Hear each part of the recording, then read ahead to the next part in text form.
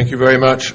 My remarks about the European Union will be very short, and I had intended to give a philosophical overview of some of the issues that Wilhelm Röpke has put before us, but the two speakers this morning were so thorough and they left no stone unturned, so there's nothing I can add to what has already been said. So I hope you'll bear with me if there are a few repetitions in this. My topic is defined by two Greek words, nostos and oikos. From the word nostos we have nostalgia, denoting the return to the home, and it's the great theme of Homer's Odyssey. From oikos we have economy. The oikos denotes the home itself, conceived as a place of settlement to be defended against marauders and also opened to friends and guests. The most basic social needs and sentiments are summoned by these two words. And if we are now living in conditions of hypermobility in which no one is settled deeply enough or for long enough to enjoy the sense of home, it is not surprising that we are also living in a condition of intense nostalgia. We are constantly seeking for the place of rest, the refuge from change and stress and fleetingness, the condition in which we will be restored to ourselves. Some seek this place in the past, believing that we must return to a simpler and more tranquil way of doing things. Others seek it in the future, believing that the stress of competition and mobility is something to be overcome. Few, if any, find the place of refuge in the present. Now, when Wilhelm Röpke set out to write his defense of the humane economy, he had fallen under the spell of the Austrian school, Mises and Hayek especially, whose defense of the market against state planning and socialist distribution had taken on a new credibility in the light of the 20th century tyrannies and totalitarian systems. At the same time, Röpke was aware that markets are not enough. They do not guarantee the goal of economic activity, which is the oikos, the place of settlement and security, where people are at home with each other and at peace with their neighbours. The market mechanism may not be sufficient for social order, but it is necessary for all the reasons spelled out by the Austrians. Only in a market economy can prices serve as a guide to the scarcity of goods, or wages a guide to the supply of labour. Only in a market economy can individuals plan their own budgets and make rational choices for the deployment of their assets and their labour and their bargaining skills.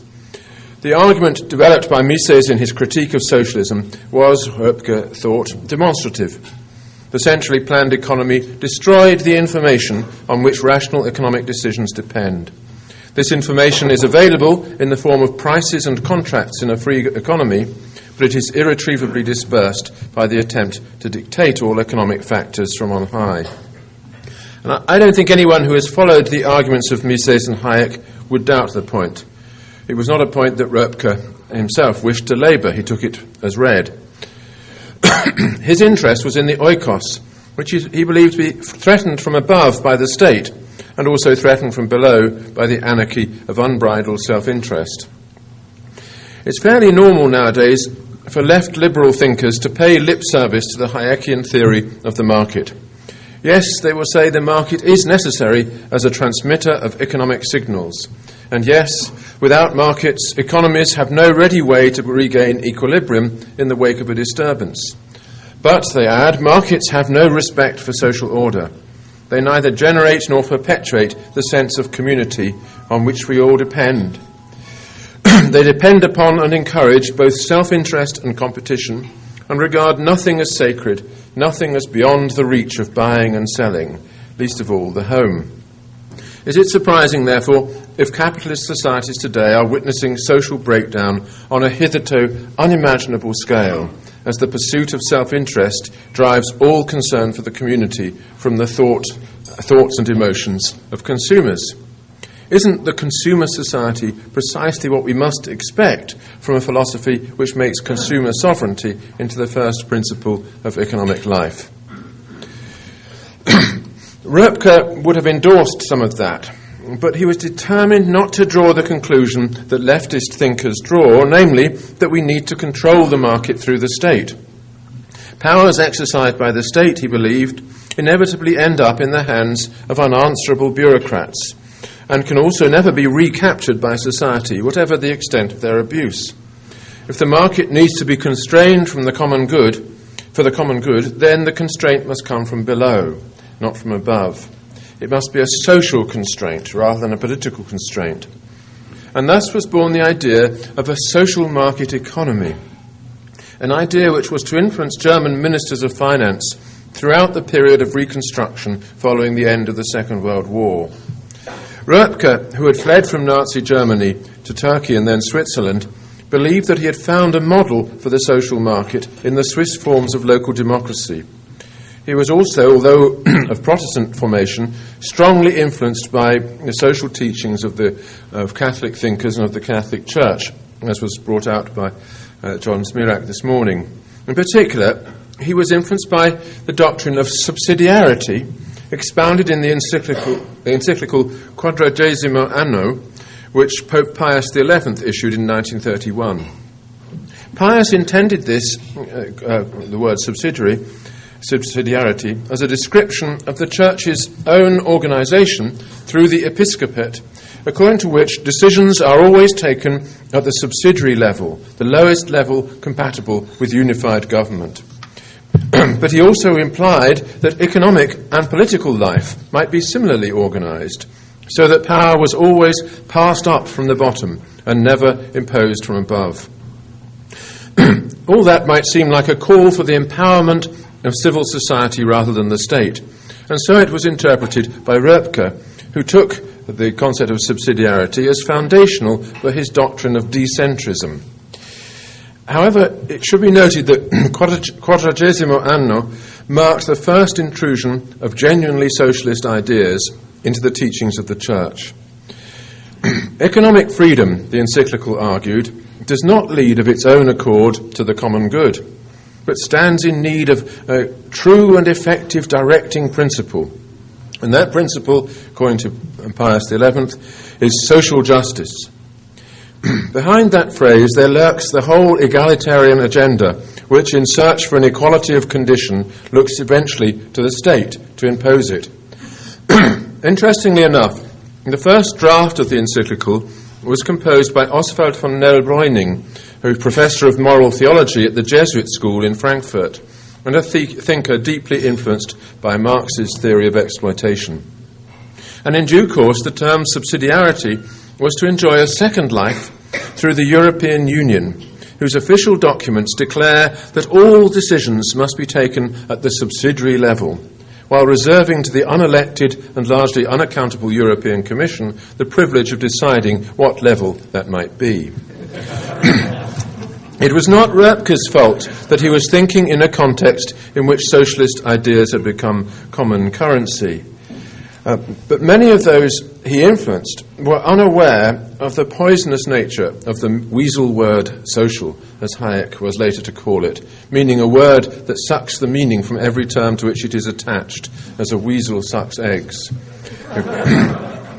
Social justice, as now understood, is no more a form of justice than fool's gold is a form of gold. It is not what justice was for Aristotle and Ulpian, a matter of giving to each his due, taking account of rights, obligations, and deserts. Social justice, as commonly understood, means the reorganization of society, with the state in charge, there being no other agent with the requisite power or authority, and with equality as the ultimate goal. The social market economy is no more a market economy than social justice is a form of justice. As it has developed in Germany and France, the social market has become a statist institution, heavily regulated from above in the interests of powerful lobbies such as the trade unions and the welfare bureaucracy, both of which, of course, Röpke opposed and feared. It is suspicious of private property and free enterprise, is obsessively concerned with equal partnership, and is receptive to every kind of egalitarian dogma. Under the aegis of the social market, the state has expanded to the point of controlling more than half of GDP in France and employing more than half of the working population. It has so stifled the economy of Germany that now some 20% of transactions in that once law-abiding country occur in the black economy. A good thing, possibly, but nevertheless not something that the Germans themselves approve of. And it is steadily making Europe as a whole uncompetitive. Now, maybe this story doesn't need to be told to the present audience, but it is worth noting that a few marginal details. Quadragesimo anno introduced two concepts that became critical in our time: social justice and subsidiarity.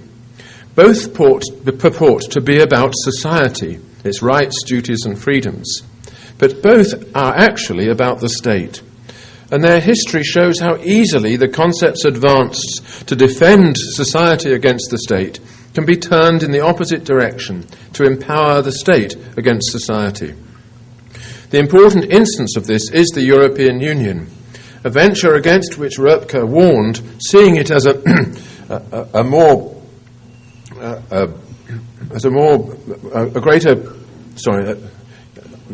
forceful form of centralization and a blow to the localism that he supported.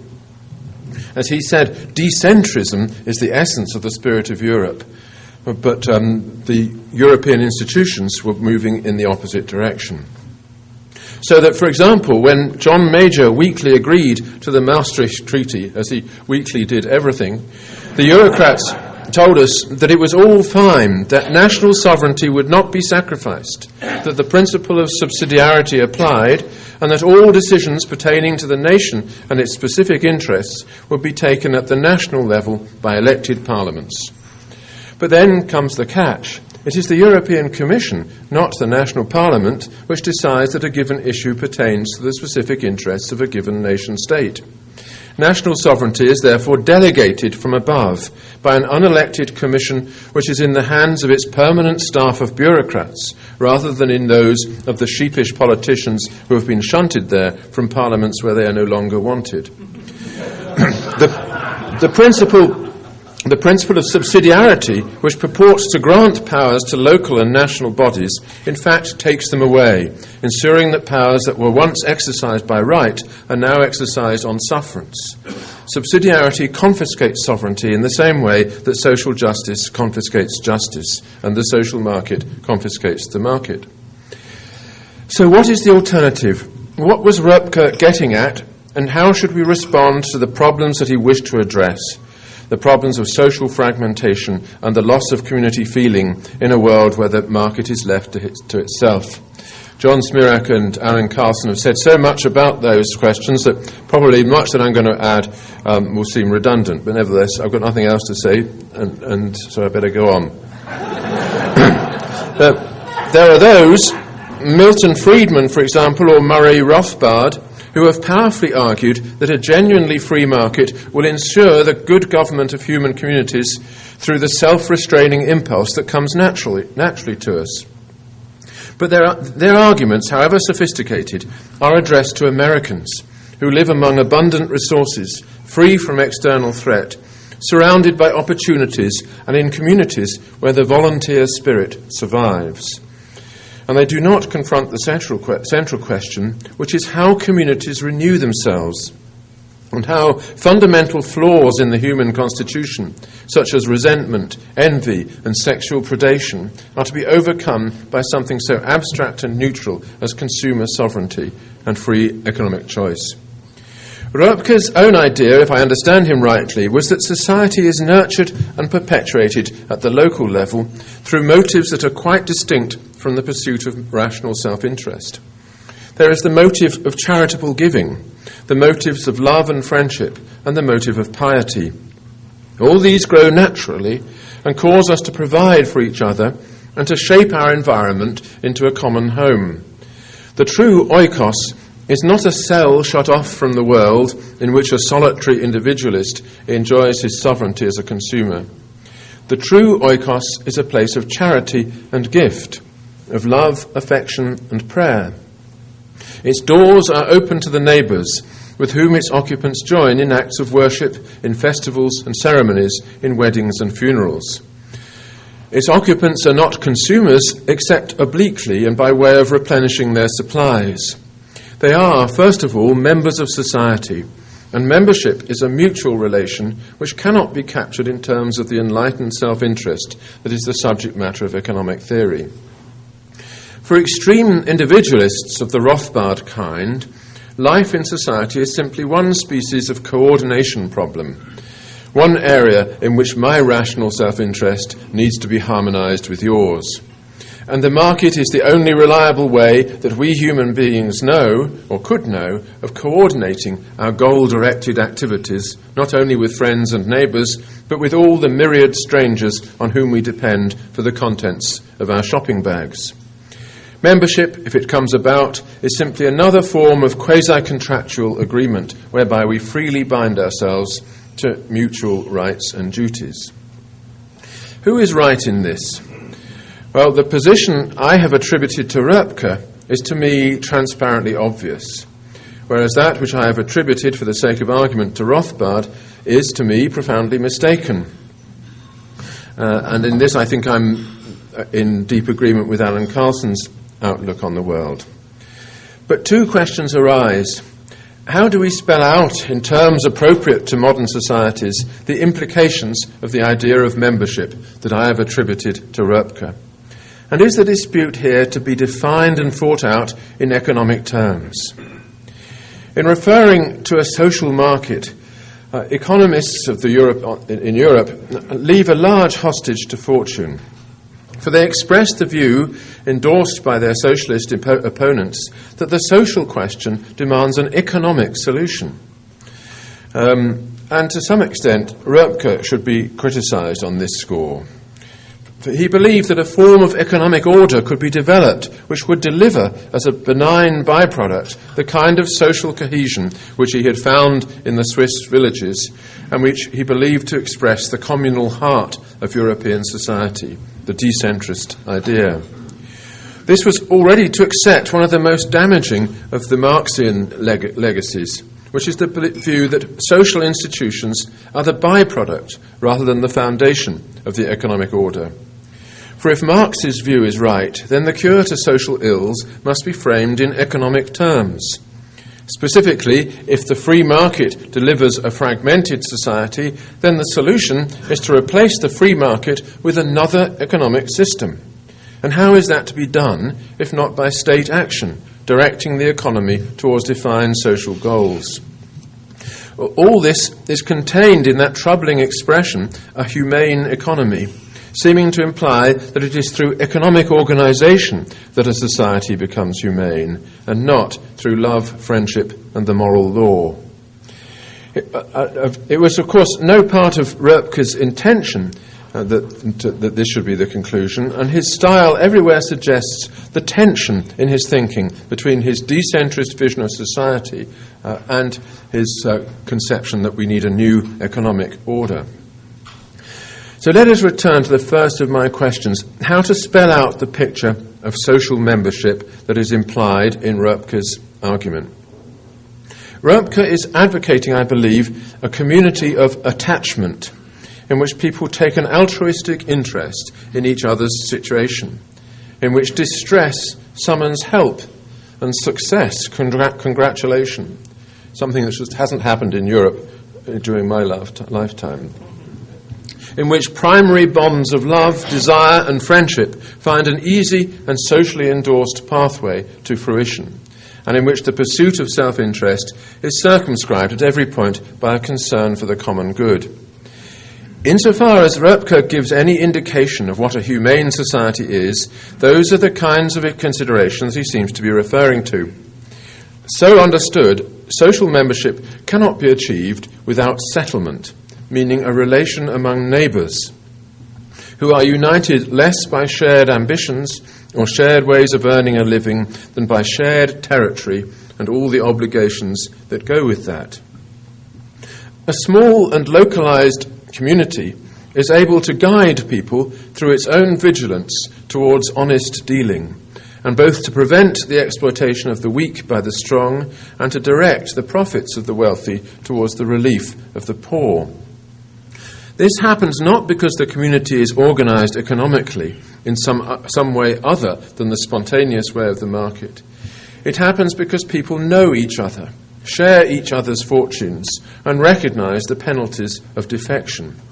They are subject to common moral pressures, often preached at them in church, mosque, or synagogue, and wish to see virtue rewarded and vice punished. Their self-perpetuating equilibrium occurs when it occurs because conflicts are resolved by the customs and laws which arise spontaneously among neighbours. If they also enjoy a market economy, then this is a benefit which operates all the more effectively against such a background of shared moral order. Now, the Communist Manifesto contains many half-truths, but it also makes an important observation about capitalism, which is that it has an inherent tendency to set human communities in motion, to detach people from the place and status into which they are born, to dissolve traditional arrangements and replace them with new relationships based in contract rather than inheritance, rendering transitory what had been permanent and replacing destiny with choice. That picture is drawn by Marx and Engels in the famous opening pages of the Communist Manifesto, which are a kind of satirical praise of capitalism. This picture was true to the experience of 19th century observers who saw all around them the crumbling of traditional arrangements and the unsettling of previously settled communities. What was causing the disruption was not, however, as Marx and the socialists supposed, private property and the market economy. Both of those had existed, if truth were told, from the beginning of history, slavery and feudalism being merely local warps in an unbroken continuum of bargaining. The cause of the disruption was the very same factor that confronts us today, namely globalization. One person's ability to contract with another, regardless of all the physical, moral, and spiritual distance between them. Industrialization was the first step in this direction, enabling rural workers to move to the towns and exchange their labour for a wage. Imperialism was a further step, enabling industries to outsource many of their inputs and to distribute their goods among distant strangers. And the modern multinational like Benetton, which outsources everything and owns nothing save a brand, is simply the latest move in the same direction, towards an economy in which everything exchanges in response to demand and where locality and attachment are discounted. My only slight sense of disagreement with John Smearak this morning was his disposition to praise Starbucks, which seems to me to be the same kind of thing. Now, I think we should be honest and recognise that we are not, on the whole, happy about this. The anonymity of the global economy goes hand in hand with a spectral quality, a sense that the agents behind every transaction are not creatures of flesh and blood who live in communities, but unlocated corporations who take no real responsibility for producing what they sell, but who merely stick their brand on it, so claiming a rent on producer and consumer alike. It is difficult to articulate this complaint, although it has been made with varying degrees of sarcasm by Veblen in Theory of the Leisure Class, Vance Packard in The Hidden Persuaders, Galbraith in The Affluent Society, and most recently by Naomi Klein in No Logo. The argument advancing step by step in order to accommodate the latest moves towards the global economy. I think we should see in many of Röpke's writings also an anticipation of these critiques, especially I think he was one of the first to signal that consumer credit would be one of the great crises that we will confront in the future because of the anonymity of the relationships involved. So this economy, this new economy, is not dislocated, as the 19th century socialist imagined, but unlocated. But it is for this very reason that it troubles us. Economic activity has become detached from the building of communities. We do not know the people who produce our goods. We do not know under what conditions they work, what they believe in, or what they hope for. We do not know the people who distribute those goods to us, except as celebrity CEOs of Walmart, McDonald's, Calvin Klein, and so on. People who seem miraculously to escape all liability for the goods that they sell, so as to float on clouds of profit above the stock exchange. Local stores and local producers are successively bought up or driven out of business by the anonymous chains. And when a community tries to defend itself against the intruding giant, it finds that all the cards are stacked against it, and that yet another anonymous agent, the abstract consumer, has already declared a preference for a shopping mall on the doorstep. And there is another complaint that people make, or which they feel in their hearts, even if they haven't the knowledge to make it, which is that the anonymous corporation, which invests all its capital in a brand, thereby escapes liability for the long-term costs of its products.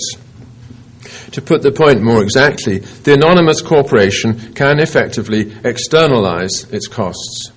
The cost of producing soya beans in Brazil, the cost in terms of environmental damage, devastation of the landscape, aesthetic pollution, and so on, is not witnessed by consumers in the United States, nor controlled by United States law, which itself is responsive only to lobbying from consumers.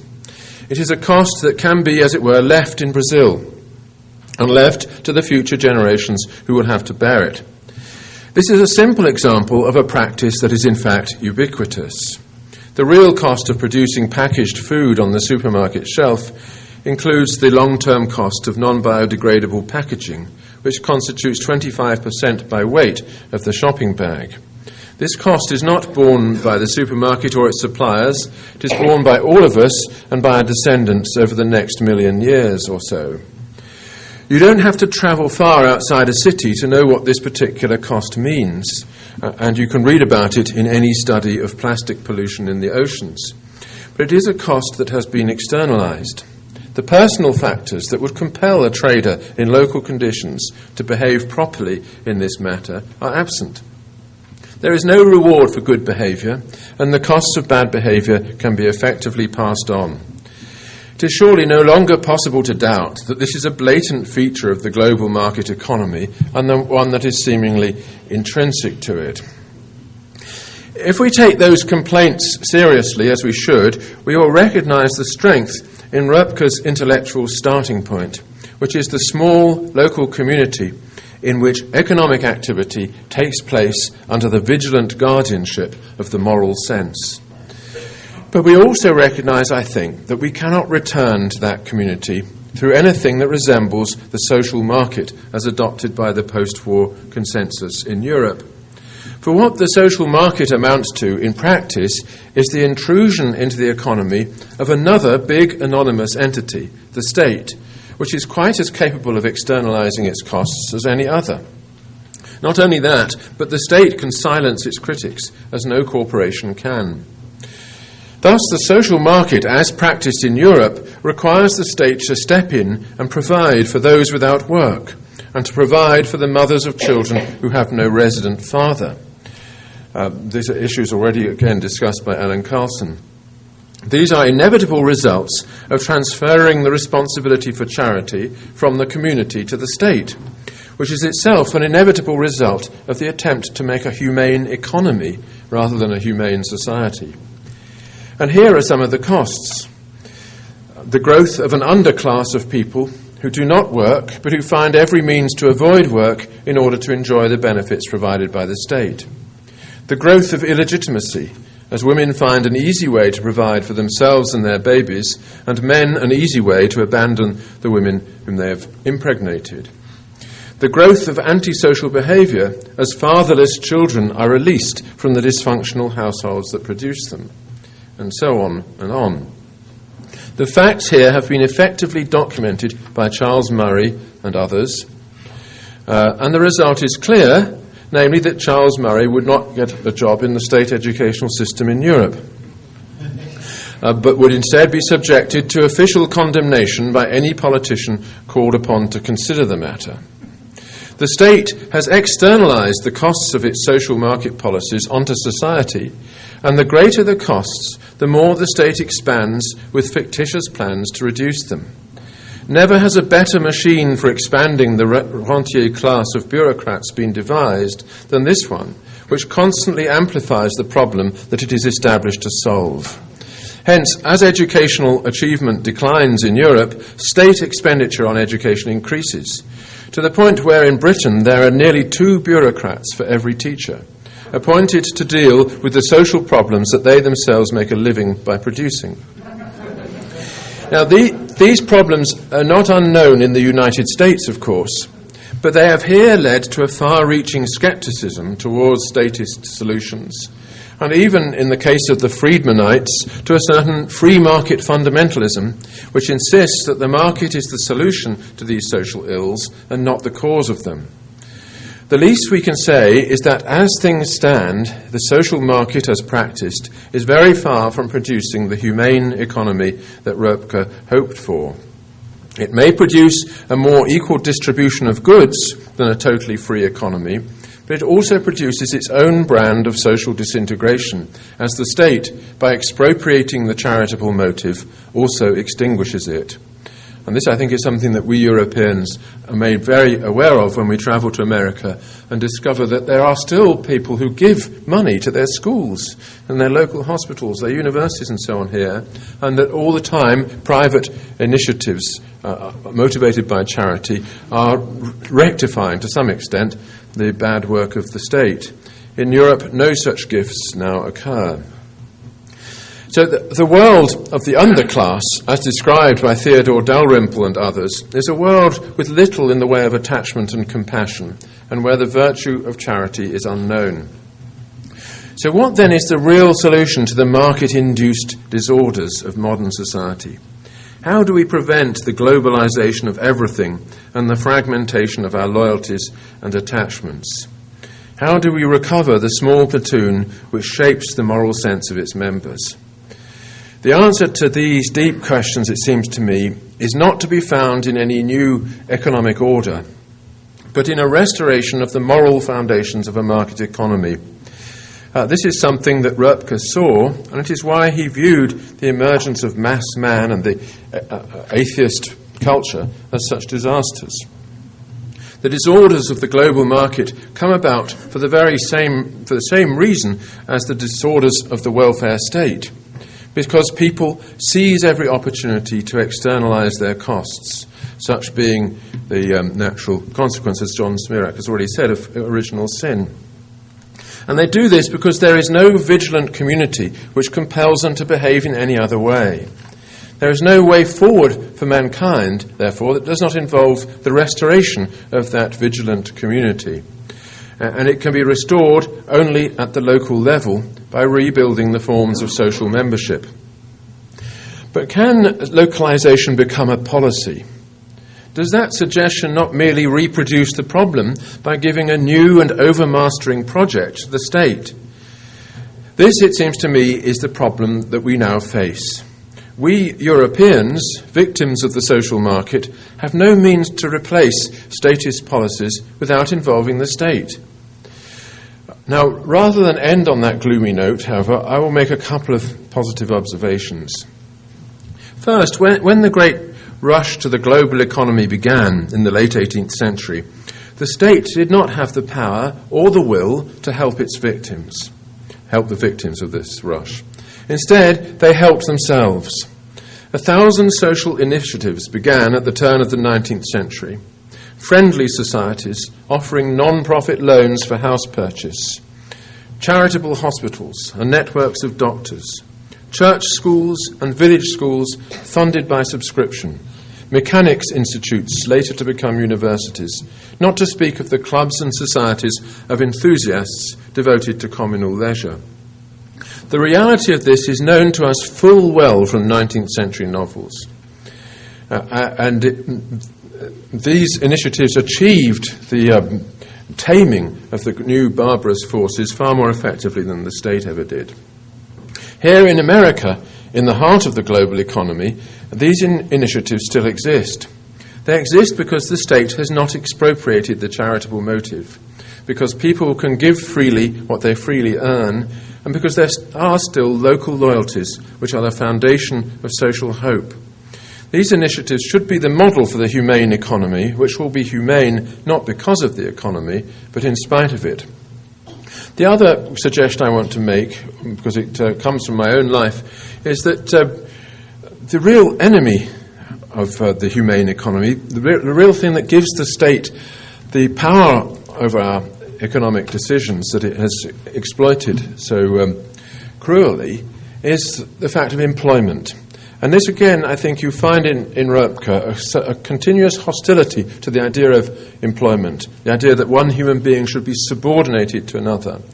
There is an easy solution to this, and that is self-employment. The self-employed person does not enjoy a pension, except a minimal one.